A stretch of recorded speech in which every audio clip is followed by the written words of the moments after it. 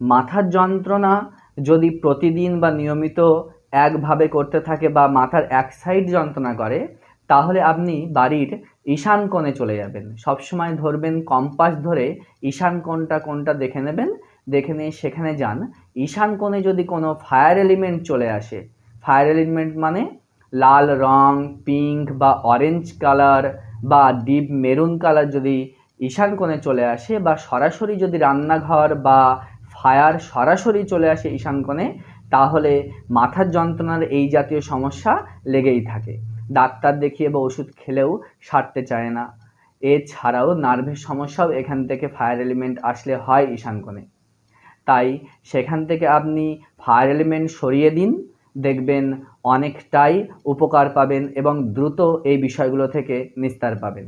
এছাড়াও ঈশান কোণে যদি কোনো মিক্সচার মেশিন থাকে, ঈশান কোণে যদি কোনো পেরেক বা কোনো হুক দেয়ালে মারা হয়, তাহলেও দেখবেন এই জাতীয় মাথার যন্ত্রণা বা এক সাইড যন্ত্রণা করতে থাকে। আপনি করে দেখুন, এগুলো সরান, পেরেক থাকলে তুলে দিন। যদি লাল রং বা ফায়ার এলিমেন্টের কোনো রং থাকে সেটা পরিবর্তন করে হালকা আকাশি কালার বা হালকা সবুজ করার চেষ্টা করুন বা অফ হোয়াইট করার চেষ্টা করুন, দেখবেন দ্রুত রেহাই পাবেন। এছাড়াও অনেক সময় ঈশান কোণে অনেকে ঠাকুরের আসন বসায় বা ঠাকুর রাখে এবং ঠাকুরের আসনটা লাল করে দেন, তাতেও এই মাথার যন্ত্রণার সমস্যা আসতে পারে।